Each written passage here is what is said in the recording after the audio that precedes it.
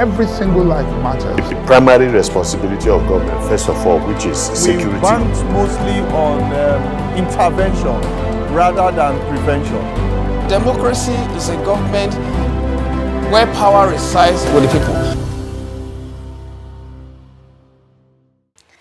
Hello and a very warm welcome to you. This is You.Gov. It's all about you and the government. We're talking about government functions and responsibilities as well as your corresponding obligations as a citizen of a nation. And of course, we also look at relationships between the government and the citizens. That's why we look at national issues as well as historical issues that help in the development of the society. It's Olomu-Agbodo. We'll go on a quick break. We'll be right back.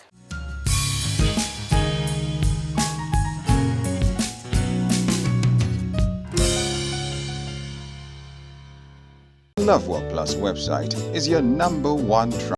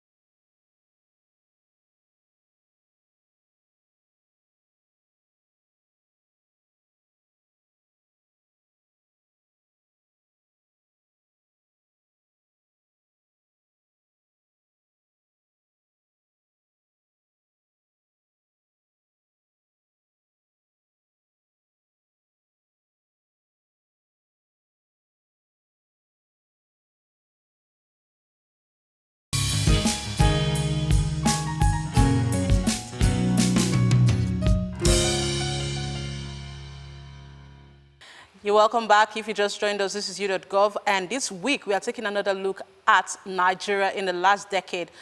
In our previous episode, we looked at the education sector and how well the nation has fared in terms of educational development. And this time around, we want to look at the rule of law, we want to look at governance, and of course, we'll take a look at the economy. But first of all, we'll go to the street to find out some expectations that Nigeria have for this great year, 2020. Take a listen.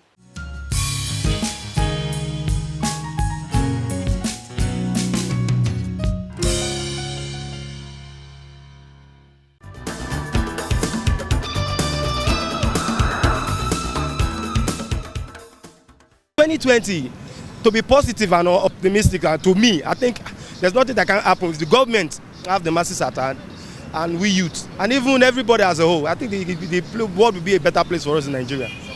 Those of us that are blaming, by the time, if you have the opportunity to be part of these people, are you going to make a difference? Are you not going to join them? So it only takes a man who is ready, who is ready, a man that you really know what you want. You can make a difference. I always believe in myself that I am here for a difference. God bless Nigeria.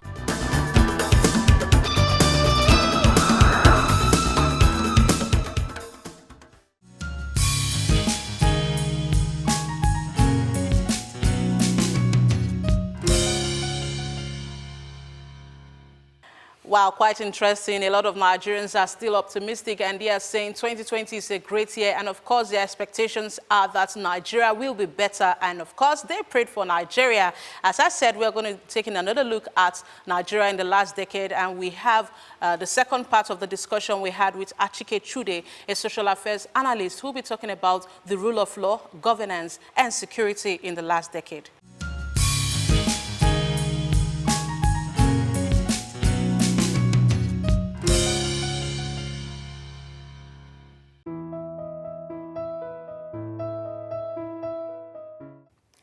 Well, if we want to rate Nigeria in the last decade, especially with regards to democracy, the rule of law, governance, then I think we'll be in trouble.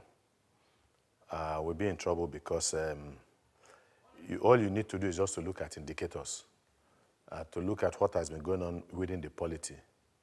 But I also know that even before then, you also have to look at the economy.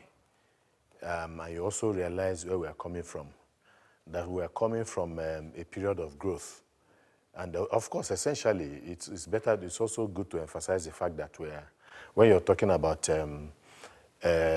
political development in Nigeria in the past decade, you're talking about 2 administrations cutting across 2 political parties. That is the PDP and the APC.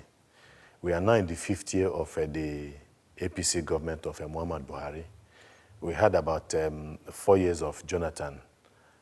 Before then, again, he was finishing up Yar'Adua's, the late Yar'Adua's tenure. And so, if you look at it even from the perspective of the economy, you realize that we have taken so many steps backwards because we are coming from a position of growth. And I think at the time, at the peak of economic growth, we are recording about, 6 to 7% growth in the economy. That has gone down, we had recession, especially, when the government of the APC government came in newly. You are not blamed so much because people had said that they had inherited some of the problems that led to the recession when the price of oil actually came down drastically. And we were also able to exit that recession, also coming from the increased activity in the oil sector again.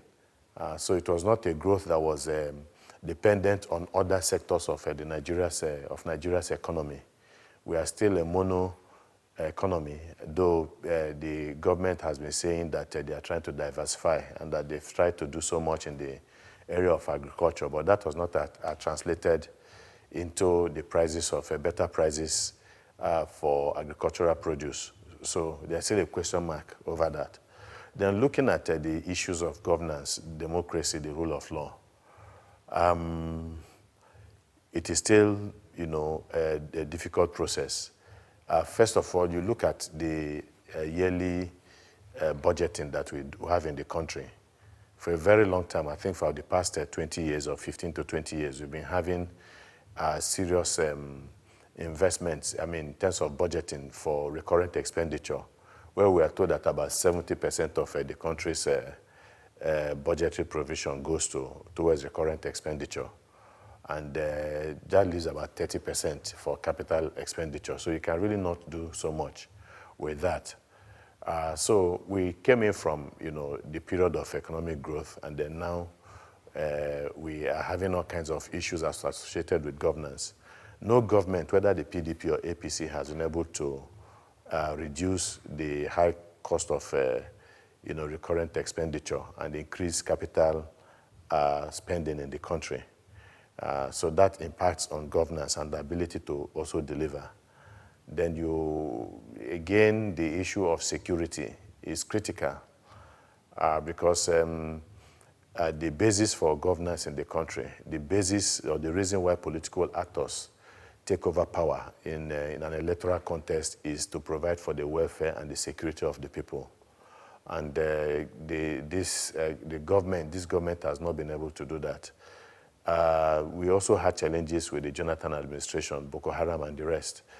Then that led to the Chibok girls kidnap, which brought a lot of international attention on Nigeria in a negative way, with countries wanting to help us out. That has continued. The acts of violence and terrorism and banditry in the country has continued.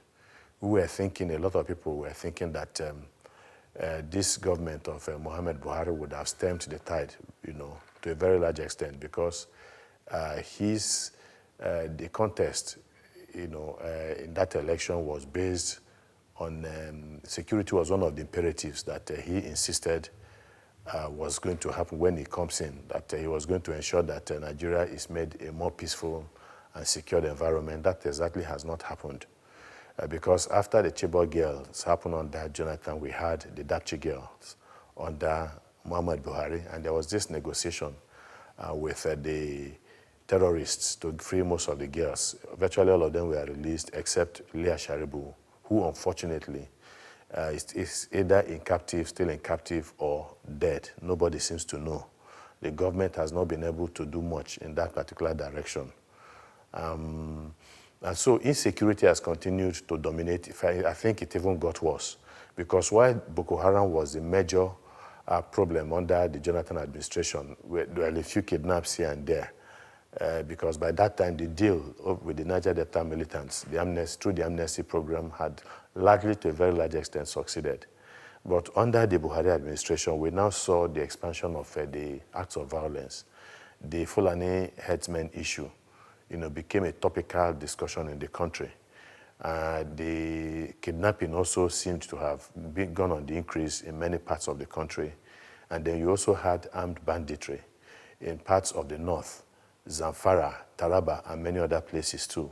So insecurity, remains a very hot topic. The government has actually not been able to do so much with that. Yes, then you come to the area of the rule of law, democracy. Of course, the rule of law is ingrained in democracy. I will not say that we have done so much in that direction. But perhaps before then, we also need to talk a little bit about corruption, the anti-corruption battle. I want to believe that the government has tried to do a lot in that particular direction. But I do not think that they have been largely successful. Because when it would appear that the government achieves some victory with one hand, it takes away from that victory with the other hand. And of course, you look at instances of maybe a few former governors that have been jailed, Joshua Darie, Jolly Inyame, Uzo Ojikalo. Fine, a lot of people applauded the government for that. But it was the same government. Ojikalo was jailed for about, on a case of about 7 billion naira or so. But we also had the case of Goje, a former governor, whose investigation, we are told, was stopped by the president because he had agreed to back down from giving support in the National Assembly for the emergence of the president of the Senate that the president was said to be interested in. And then, so that case, he had a 25 billion naira case hanging over his head. Inexplicably, it was withdrawn. And so people who have always accused the government of pandering to parochial interests when it comes to the issue of fighting corruption might not be exactly, way off the mark. And so if that is the case, then you just see, well, the impression you have is that people like Ojikalo and the others who were jailed, where people would seem to look at them, would be, looking at them as fall guys, people who were sacrificed on the altar of a political expediency. But beyond that, I mean, if they were involved in acts of corruption, I don't think any reasonable Nigerian would say that they should get away with it. So they have been adequately punished, and I think Nigerians are happy with that. So there are so many other issues of anti-corruption, of corruption, that is not going on well. Members of the ruling political party, friends of the government, people who played a very key role in ensuring the ascent to power of President Muhammad Buhari. There is this very heavy perception about them and how they were able to accumulate so much money, especially when they were in power as governors. And these people are still, running amok within the polity, and nobody is bringing them to book. Nobody is questioning them. The issue of the Kano governor, Ganduje, who was seen counting the gratification that he was given in dollars, is something that the president dismissed. And I think the evidence seemed to be so overwhelming. And yet the president looked the other way. So these are some of the things that people have been, talking about. Then you now go back to the issue of the rule of law, which has occupied the public space for quite some time now in the past 2 years, where people are now beginning to feel that the president's actions and activities are bordering or verging on dictatorship. Some people have also used the word creeping fascism to describe the assault on the rule of law in this country, assault on democracy. And some of us, we are very careful then. The very first day, the houses of judges were invaded by the DSS in a nighttime operation. while a lot of people who were ruled rather by sentiment than by, objectivity, we are shouting, hallelujah. Now anti-corruption fight has started. Some of us cautioned against it because we said, look, you do not use the devil to cast out the devil, and that is what the government seems to be doing. First of all, who gave the federal government, the executive, the power and the right over all the other arms of government to sit in judgment over the other arms of government? That is completely at variance with the principle and the spirit of the Constitution. That is at variance totally with the principle of separation of power and balance of power in the country. And we condemned it quite rightly. Of course, we have seen the trajectory that particular action has followed. Once that thing was allowed to go free, there's a saying somewhere in scriptures that when a crime goes unpunished, the heart of the people is filled with rebellion. So that act by the government was allowed, to stand. And so we now began to see other violations, other assaults on the rule of law. The invasion of the National Assembly by the DSS again. And of course, at that particular point in time, the president had left the country on a medical attention. So the reaction of the vice president, Oshibajo, I think, led to the dismissal of the DSS, DG of the DSS at that particular point in time. And then we also saw the invasion of the National Assembly by some miscreants who stole the mace. And then how they were able to go away was inexplicable because that is one of the most fortified zones in the country. So obviously there were people within the government that allowed that thing to go because they wanted to make a political statement. And so that's another one. Then you also, I think the culmination of all of these things, the arbitrary arrests of somebody like James Abiri, a journalist, other journalists who are also in detention, Agbajalingo. Yes, people would argue that it is a state government that is holding Agbajalingo. That is very true.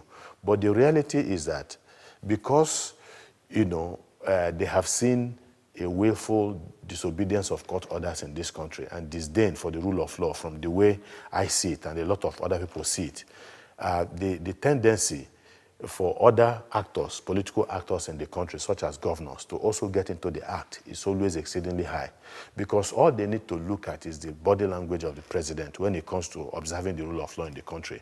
And when they see the president looking away, then there's that tendency that they will do theirs. So from that perspective, we have not fared well at all when it comes to the issue of the rule of law. The government has been the major culprit. And so when a government cannot be trusted to obey its own laws, what would you expect the citizens of the country to do ultimately, at the end of the day?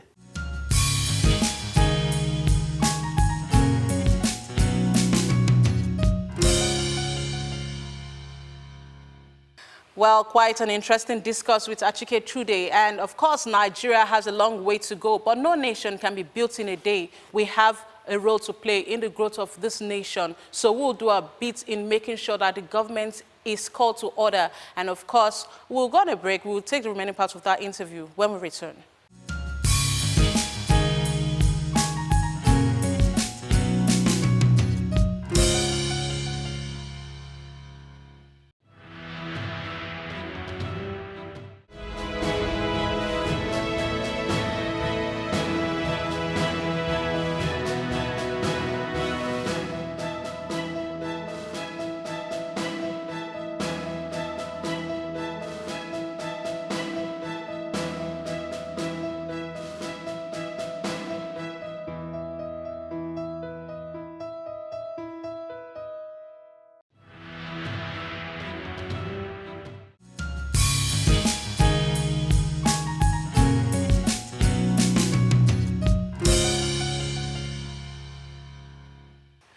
You're welcome back. This is still You.Gov, and we still have Achike Chude, who's been reviewing the developments of Nigeria in the last decade. And now he's going to be taking a look at the economy. How well has Nigeria fared in terms of diversification of the economy with the border closure? Have we made any progress? Take a listen.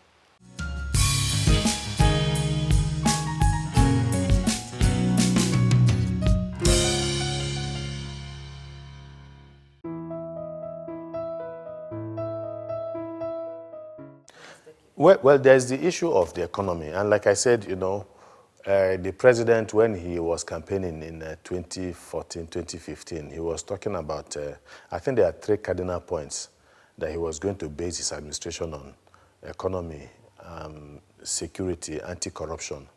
In all of these areas, you cannot give the president pass mark because the economy is in dire straits.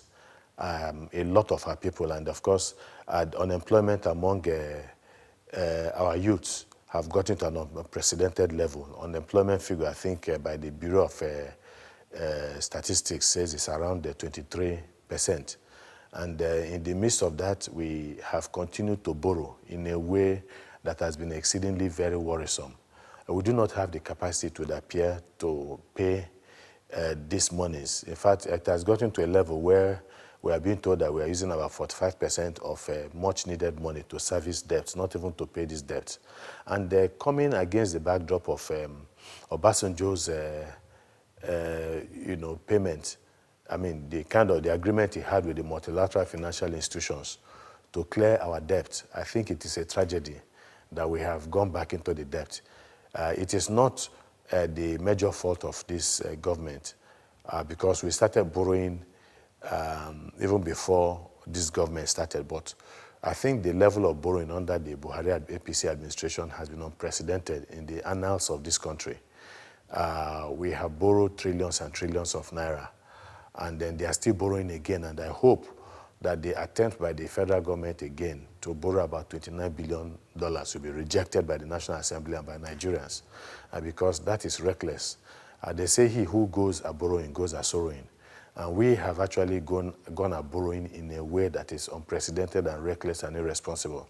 And so we do not need that, because it is future generations of Nigerians that will pay for this, especially when we have a situation where oil continues to dwindle and the price of oil continues to fall. So we have a problem, actually meeting up with these payments. The economy, we have not done so much with the economy, because ultimately it's not just about even indicators or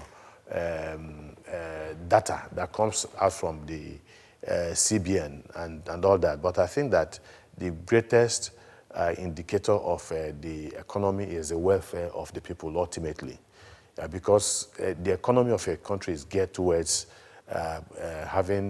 procuring a better life for the citizens of this country, together with the politics of the nation. It's about the interest of the people. And so the lives of the average Nigerians continue to decline every single day. We have now, in the past decade, especially under this government, we have taken over from India as the poverty capital of the world.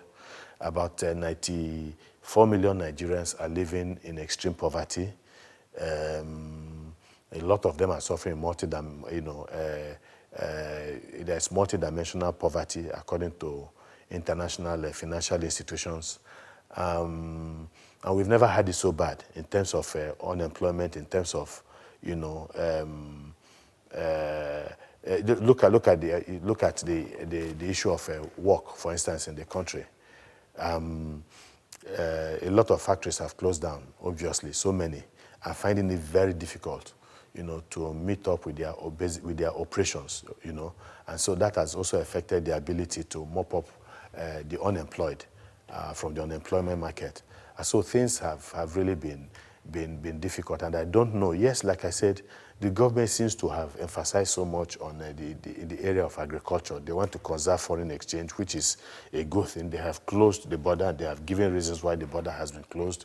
They also want us to increase our ability when it comes to local manufacturing of goods, of agricultural produce like rice, for instance. And that would seem to be good. But regardless of whatever, within the period of this closure, regardless of whatever stride has been made in that direction, the price of rice continues to be exceedingly very high, beyond the ability of the average Nigerian to actually afford. So it's not just about making sure that that something is available. If it is available, you have to make sure it is affordable, because if it is not affordable, then it's not really available. And so these are some of the things that we're grappling with. Is the government in a position to actually change the economic fortunes of this country? that is a very big ask. But sometimes when you look at the way the government has been engaging itself within the economy, you're a little bit confused. The exchange rate continues to be not to be in the interest of the Nigerian people, today. And then, of course, you would also expect that the basis, since part of the reason for closing the border, since part of the reason for banning the importation of rice is the fact that we want to conserve energy, want to conserve foreign exchange, then you ask yourself, why is it that we are still importing refined petroleum products into the country? Because that is where the greatest quantum of our money is going, of our foreign exchange is going, to import petroleum products. How come we have not been able to build refineries? How come we have not been able, in the past 1 decade, we have not been able to repair our refineries, existing refineries, and all that? So even if the government is not, does not finance the construction of refineries directly, the government could create an environment that allows people to come in to set up refineries. So what is it within the polity? And that's what some of us have also been, talking about, that you need to create a conducive environment for international investors to come into the country, bring in their money, and put up infrastructure. But in a situation where you continue to have policy somersaults, in spite of the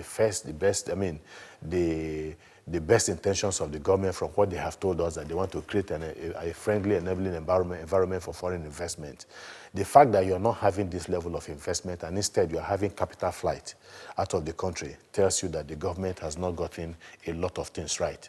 And whether they can actually get it right, they have had 4 years, going to 5 years, to do something, at least to show, a positive direction that they are headed.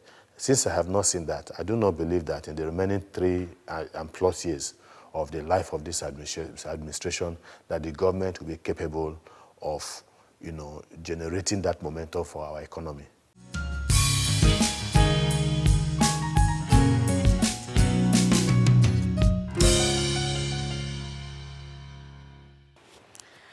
Quite interesting. Nigeria will be great, as I said. And of course, you have a role to play. Don't always forget that. You can always join our discussion by using the hashtag You.Gov and hashtag #LoveUpPlus. We would like to hear from you. But before we go, we want to take a look at our tidbits. Stay with us.